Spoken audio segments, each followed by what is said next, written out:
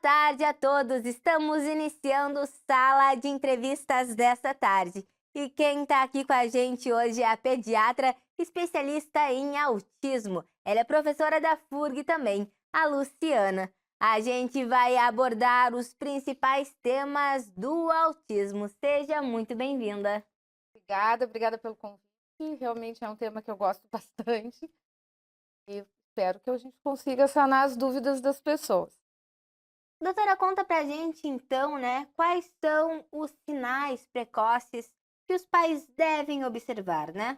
Primeira coisa que a gente tem que entender é que a criança nasce autista, né? Ela não desenvolve o autismo. Então, obviamente, desde que nasce, ela dá sintomas e sinais muito precoces, assim. Um dos primeiros sinais que a gente fala, tá grávida, então, é que o nenê às vezes tem dificuldade de pegar o peito. Isso já é um sinal. Não quer dizer que que toda criança tem dificuldade de pegar o peito, ela tenha autismo, mas é um sinal. Pega. Normalmente, qual é a reação que o nenê que está mamando com a mãe? Ele olha no olho, a mãe interage, ele interage de volta. Então, também é uma coisa que é bem precoce para a gente avaliar. O nenê não olha, não fixa o olhar, não responde à a mãe sorri, ele parece que está distante. Então, são sinais bem precoces. Depois ele vai crescendo e os estudos já mostram que muitas das crianças autistas, elas têm atrasos motores importantes, que até vem antes do que o atraso da linguagem propriamente dita, que às vezes é a primeira coisa que o pai e a mãe identificam. Mas o atraso motor, ou seja, demora para firmar a cabeça, demora para sentar, então eles não fazem os marcos do neurodesenvolvimento como uma criança típica. E aí vem, às vezes, aquela questão, não, cada um tem o seu tempo. E eu não vou dizer que eu não falei isso, porque quando eu me formei, por exemplo, nós não tínhamos esse conhecimento, nós não tínhamos aula, por exemplo, sobre autismo. E aí não é assim, né? Não é cada criança tem o seu tempo, a criança tem que cumprir os marcos. E aí existe o marco e desvio padrão, né? Então, não fez com 0 meses, ali de 0 a 1 mês, ele tem que fazer no próxima consulta, ele já tem que estar fazendo esses marcos. E então, é muito importante também, neste momento, a avaliação por parte do pediatra dos marcos do neurodesenvolvimento. E é importante também que a senhora falou sobre esses marcos, né, do desenvolvimento. Sim. E aí a gente vem falando também sobre o autismo, né? E o autismo não é algo tão antigo assim, né? É algo muito novo. Então, por isso que tem muitas crianças que são diagnosticadas mais lá para frente, né? Que não teve esse cuidado desde o início, sim, de repente a mãe e o pai não conheciam que esses seriam sintomas, né, do autismo, não faziam nem ideia e não tinham com quem conversar. E aí a gente vem também trazer a importância da consulta, né, daquele bebê durante todo aquele período de recém-nascido, até mais ou menos 1 ano, né? Para desenvolver todos, como é que eu posso falar? Os marcos do Todos os neurodesenvolvimento. marcos importantes, né? Na realidade, o autismo ele é antigo, tá, pessoal? O primeiro relato de autismo que a gente tem é lá de 1908. Então, tinha um autor chamado Bleuler, que ele era um psiquiatra suíço, que ele já falava sobre a fuga para dentro de si, mas, claro, não tinha esse nome, não era tão divulgado. Ele começou a ter uma importância maior na literatura ali a partir de 1970, né? Então, para nós da medicina, realmente é algo novo, né? As coisas foram crescendo. Hoje a gente estuda muito sobre autismo, muito mais do que se estudava antigamente. E claro, hoje a gente consegue falar mais publicamente sobre isso. O que que faz? Os pais começam a entender. Então, hoje, quando chega lá para consultar comigo uma mãe, ela já chega, às vezes, até com as palavras, né? Tá com seletividade alimentar, e ele tem uma dificuldade de se relacionar com outras crianças. Então, a mãe já vem com algumas informações importantes para nós. Mas eu digo lá no início, a importância que a gente conversou sobre os marcos do neurodesenvolvimento, todas as crianças que nascem no Brasil, elas recebem, ou deveriam receber, porque teve uma época agora que estava em falta, eu sei disso, uma caderneta da criança onde tem os marcos do neurodesenvolvimento. Aí, quem é mãe sabe. Tem muitos marcos ali, e óbvio que o pediatra não vai saber tudo de cabeça, a gente não sabe. Tem algumas coisas que são extremamente importantes da gente saber, ou seja, aos 6 meses o bebê tem que estar balbuciando, né? Então, balbucio é aquela coisa que o nenê faz, nenenê, BBB, bababá, nananá, esse neném aos 6 meses, ele tem que estar fazendo algum balbucio, né, onde a gente mantenha as vogais e muda somente as consoantes, então, bababá, nananá, aí troca para o E, BBB. Então, assim, são coisas que esse nenê tem que fazer. Aos 9 meses, esse nenê necessariamente precisa estar fazendo o que a gente chama de atenção compartilhada, que é aquilo assim, olha lá o passarinho, o nenê vai e olha para lá, né? Então, a atenção compartilhada é um marco extremamente importante. E com 1 ano, ele já tem que ter alguma linguagem funcional. Qual é a linguagem funcional?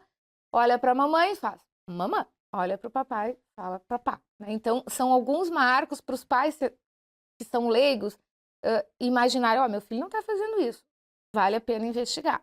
Né? Quanto mais precoce o diagnóstico, melhor o prognóstico. Então, por isso que a gente tem tentado falar e orientado bastante a família sobre isso.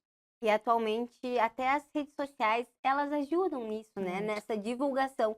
Porque é uma coisa nova, né? Se imagina se é uma coisa nova para vocês, que são médicos.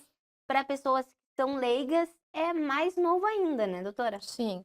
E uma das coisas que as pessoas perguntam, mas virou modinha, né? Uma das coisas que a gente mais escuta, mas agora o autismo virou modinha. Ele não virou modinha. Né? A gente está vendo realmente o crescimento dos casos. Existem várias explicações para isso, a gente sabe...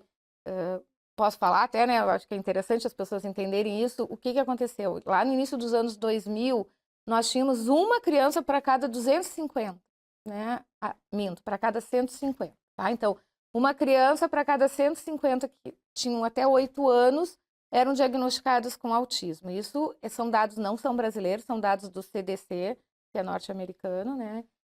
E agora, como é que está essa situação? Então, em 2023, em março de 2023, o CDC lançou a prevalência de autismo nos Estados Unidos, que deve ser muito parecido conosco, porque nós não temos ainda dados brasileiros, tá?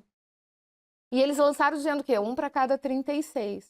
E aí as pessoas falam, mas é agora? Como assim 1 para cada 36? Como assim? Tinha 1 para 150 agora. O que está acontecendo? Primeira coisa é que existiu uma revisão dos critérios diagnósticos. Então, a gente tem um livro chamado DSM-5, que é um manual da Sociedade Americana de Psiquiatria, que é o nosso, eu digo que é o nosso livrinho de cabeceira, a nossa Bíblia, onde ali tem todos os transtornos, né, e existem critérios para a gente diagnosticar.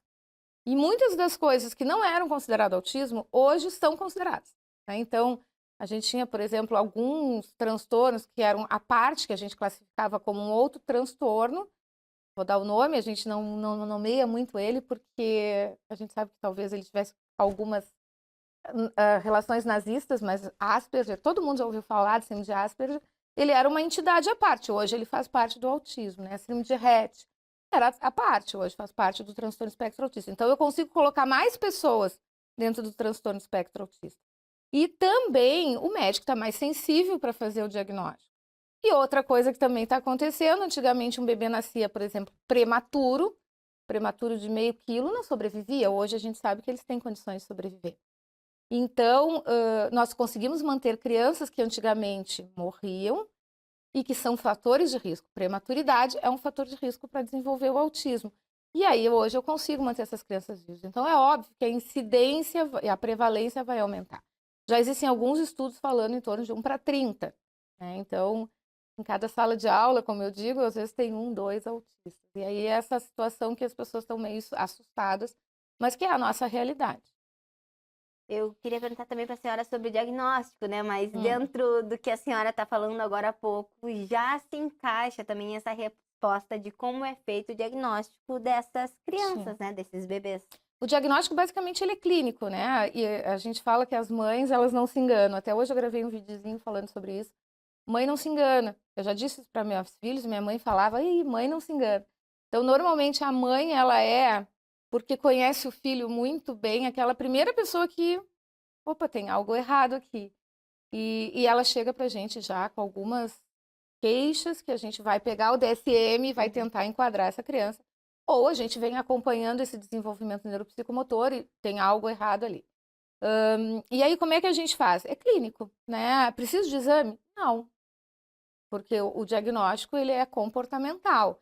Eu preciso realizar um eletroencefalograma, eu preciso realizar uma tomografia, uma ressonância? Não. Podemos ter que realizar? Sim. Quando é muito necessário, porque um autista, ele não fica quieto para fazer um exame. É diferente de um adulto. E eu vou fazer essa criança sofrer e eu não vou ter ganho, às vezes, com isso.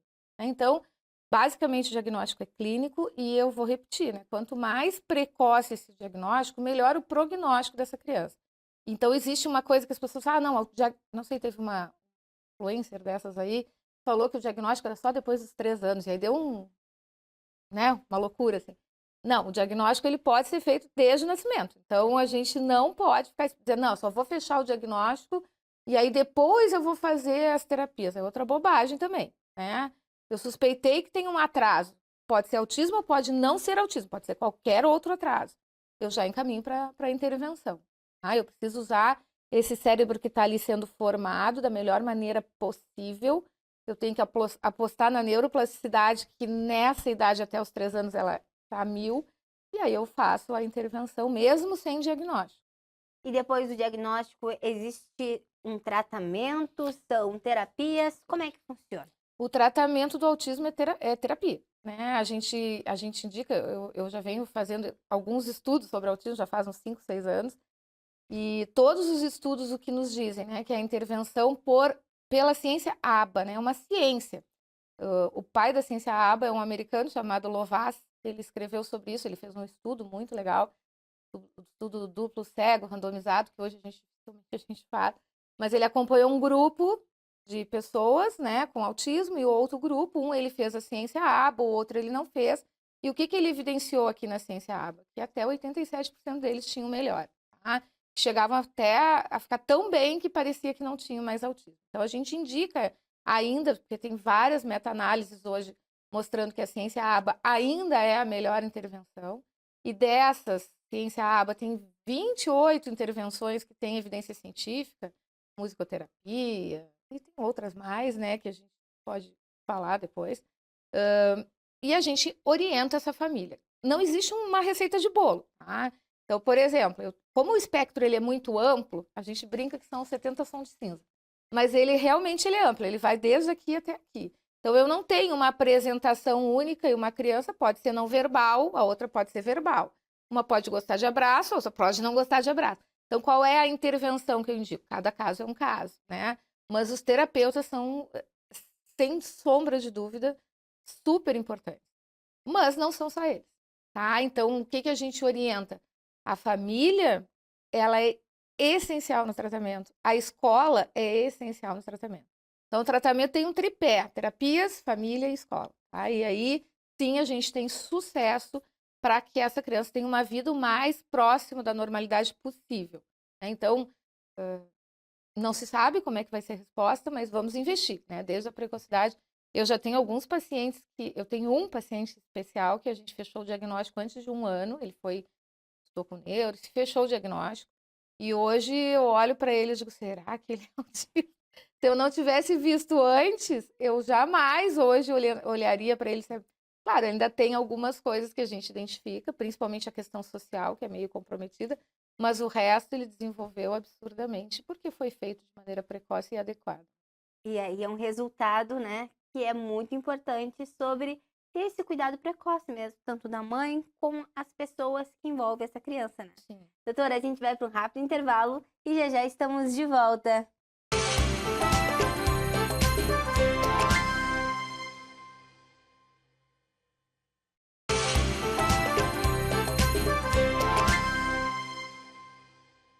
Estamos de volta com Sala de Entrevistas desta tarde. E quem está aqui com a gente hoje é a pediatra especialista em autismo e professora da FURG também, a Luciana. A gente está conversando sobre os principais aspectos do autismo.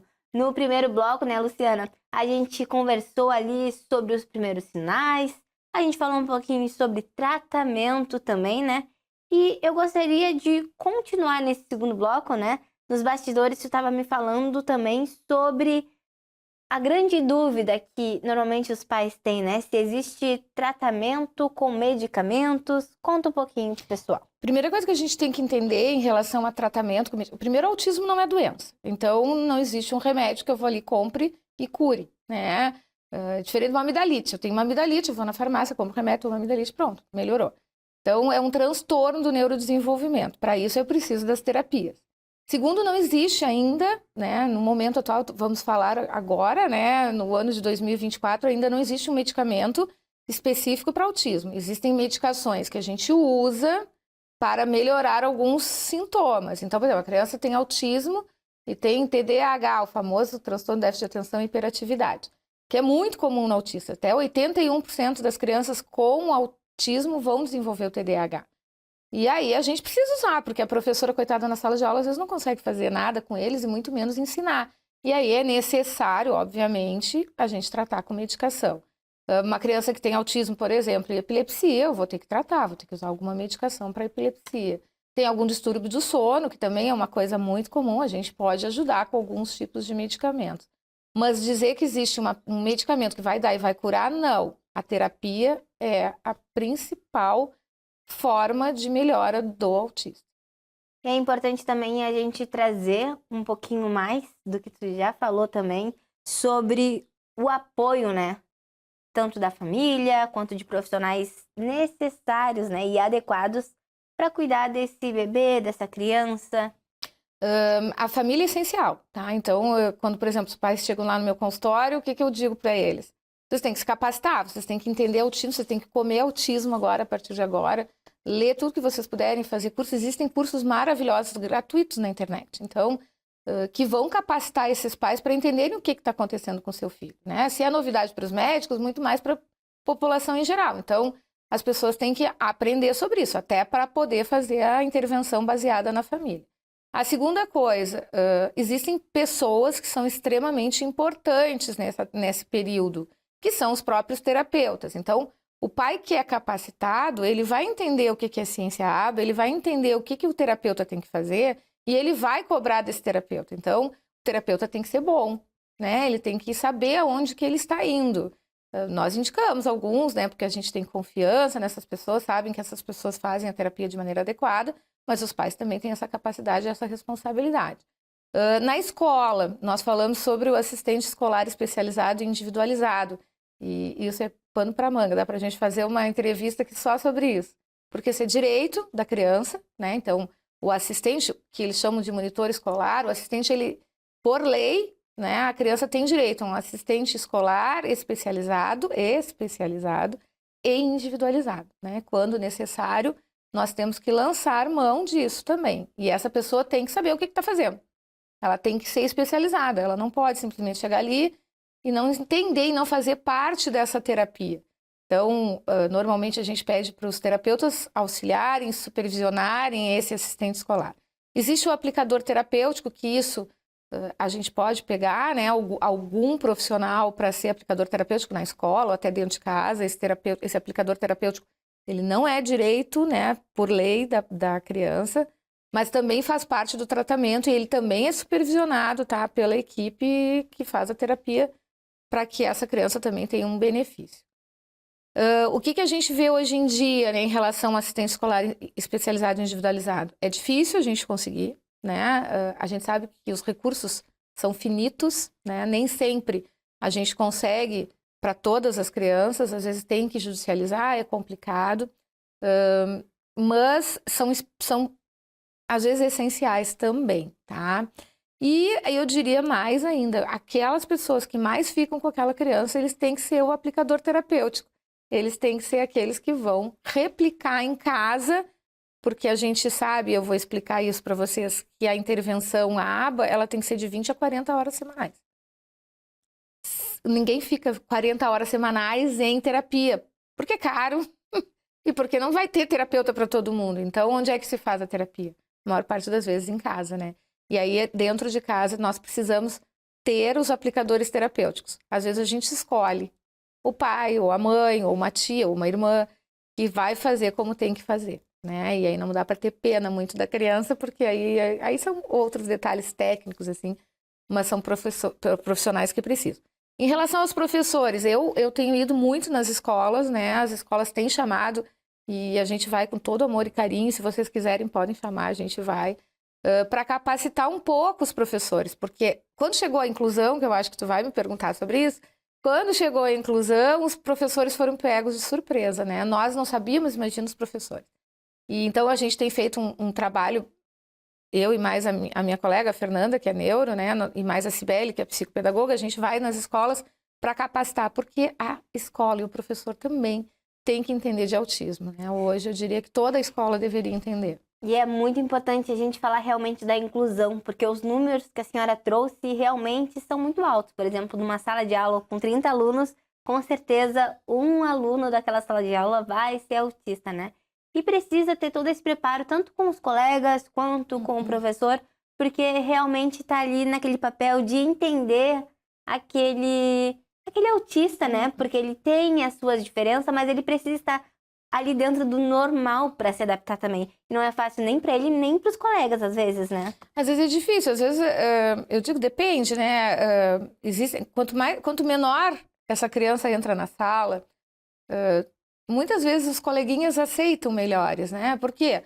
Porque esses coleguinhas, eles não têm ainda aquela coisa do adulto, preconceito, pré-julgamento, então eles acolhem, eles são os grandes estimuladores, às vezes, dessa criança. A gente fala da estimulação moderada, estou engasgando, moderada pelos pares. Os pares são realmente as crianças que são da mesma idade. E é uma intervenção maravilhosa, porque a criança não interessa se ele é autista, se ele tem síndrome de Down, a criança vai exigir daquela outra criança da mesma maneira. Então, essa intervenção ela é super eficaz. E tem relatos também, né, doutora, das crianças, elas são as maiores acolhedoras também. Claro, são casos e casos. Pode ser difícil no início, mas normalmente são elas que são as super protetoras dessa criança, Sim. né? E a gente vê, assim, tem casos, vamos dizer, todo mundo poderia ser incluso. O objetivo é sempre a inclusão, mas existem algumas situações que às vezes a gente ainda não tem condições de incluir. E aí existem as escolas de educação especial, cujo objetivo final é levar para a inclusão, né? Esse é o objetivo sempre. Porque a criança precisa ter socialização. Se ele tem dificuldade de socializar, ele não pode socializar excluído, ele tem que socializar na inclusão. Mas são casos que a gente discute também. Existe a importância das escolas de educação especial. Né? Hoje, do autismo, a gente tem a Maria Lúcia Luzardi, tem a PAI, que faz um trabalho muito legal. E a gente precisa desse suporte, às vezes, para algumas crianças até ele chegar na inclusão. Mas quando ele chega, dependendo de como ele é acolhido, dependendo de como é trabalhada a situação, muitas das vezes eles têm um benefício ali, né? E sobre os direitos legais que as crianças com autismo, elas têm? Tem vários, tá? Existe, primeiro, a Lei Brasileira da Inclusão, ela é uma lei. A gente tem a Lei Berenice Piana, a Lei 12.764, que é de 2012, é uma lei antiga já até, mas que, aí sim, a lei específica dos direitos da criança autista. E aí são vários direitos, tá? Tem benefício, né? O LOAS, ele pode, dependendo da renda familiar, ele pode ganhar um benefício. Ele tem direito à fila preferencial, estacionamento preferencial, ele tem direito à prioridade, então vai fazer um exame, ele não pode ficar esperando, ele é prioritário. O pai tem direito a comprar carro zero com isenção de PVA, né? Então, porque a criança precisa se transportar, direito a desconto em passagens aéreas, passagens municipais de ônibus. Então, tem vários direitos nessa lei, tá? A gente tem direito, ao que eu falei para vocês, ao assistente escolar especializado e individualizado, que a escola tem que fornecer. Que mais que a gente tem de lembrança, assim? Me pega de surpresa, não veio. Mas são vários direitos, tá? A Lei Berenice Piana, ela dá vários direitos. E a gente tem direito, essa criança, a um atendimento integral, né? Então, quem é responsável no final das contas? O Estado, né? Então, hoje a gente vê que algumas prefeituras aqui em Rio Grande se criou, né, o Centro de Intervenção Precoce, aonde eu estou dando aula e fico muito feliz, o Centro de Intervenção Precoce Criança Feliz, que está começando para que se faça um atendimento de qualidade dessas crianças, porque realmente é a obrigação do Estado. Então, algumas prefeituras já estão se mexendo, a gente está começando a ver alguns outros lugares também, começando com isso. Dá uma esperança para a gente, né? Mas no fundo, quem é que tem a obrigação? O Estado. E aí, às vezes, a gente não tem todos os profissionais e a gente tenta pedir. Normalmente, o que a gente orienta para a família? Olha, tentem pedir, tentem achar um meio termo. Não conseguiu, vamos pedir judicial, porque é direito da criança também essa assistência com esses profissionais. Já digo para alguns profissionais que a gente tem dificuldade. Terapia ocupacional é difícil achar. Fonoaudióloga é difícil. Então, às vezes, a gente precisa lançar a mão até da coisa judicial, porque é direito da criança. Tá? Doutora, a gente já está chegando quase ao fim do programa, né?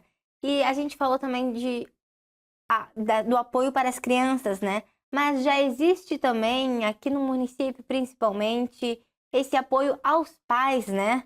Porque normalmente a gente fala muito de apoio às crianças, mas essas pessoas que precisam dar suporte às crianças, elas precisam de um suporte também, né? Fala um pouquinho pra gente. Nós temos algumas associações, né? A gente tem a Amar, a gente tem o Te Amo, tem grupos de mães, né, que recebem, que eu digo, a autoajuda entre elas.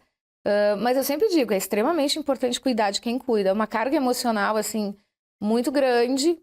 Às vezes a gente chega nas escolas, quando a gente chega, os professores estão assim, os cabelos em pé, porque é difícil, porque você imagina uma pessoa que fica 24 horas por dia, 7 dias por semana, né? Então, eu diria para procurarem as associações, para terem esse suporte, esse apoio, até nas questões legais elas ajudam bastante. E grupos de autoajuda, grupos de mães, isso é de mães, de pais, né? Quando eu falo mães é porque eu sou mãe, eu fico achando que é só mãe. Mas mães e pais, né, que se autoajudem, que digam, olha, eu descobri uma terapia que foi muito boa, eu descobri uma terapeuta, assim, espetacular. Então, isso ajuda bastante. E eu gostaria também que a senhora deixasse uma mensagem para quem está nos assistindo, né? E tá com aquela insegurança de procurar ajuda, já está desconfiando, mas tem ainda esse medo de procurar ajuda e receber o diagnóstico. Eu diria para vocês que o diagnóstico ele é libertador, né? Então, não precisa ter medo. E o diagnóstico é apenas o início de uma jornada. E não importa o diagnóstico, importa o final dessa jornada. E vocês são parte essencial disso. Então, sem medo. E eu vou parafrasear o meu professor, que é o Dr. Tiago Castro, né? Ele diz que o autismo não é o problema é desinformação. Então, informem-se, né? Porque a gente só consegue mudar o mundo com conhecimento e com informação de qualidade. Então, se informe, busque informações de qualidade e fiquem sem medo, porque é só o começo. Respira fundo e vamos em frente. Muito obrigada, doutora, pela tua presença aqui hoje e por esclarecer, né, tantas dúvidas. Eu que agradeço. Até a próxima. Quando precisar, estou de volta. Muito obrigada. E para você que me assiste aqui, se você ainda não nos segue no Instagram, é @TV O Farol do Sul. Você pode enviar mensagens e acompanhar os nossos bastidores. Se quiser me acompanhar também, é só seguir no Instagram @bruna.cantalupe. Importante lembrar sobre o nosso canal no YouTube. Se inscreva lá para acompanhar a nossa programação. Obrigado pela companhia nesta tarde. Tchau e até o próximo Sala de Entrevistas.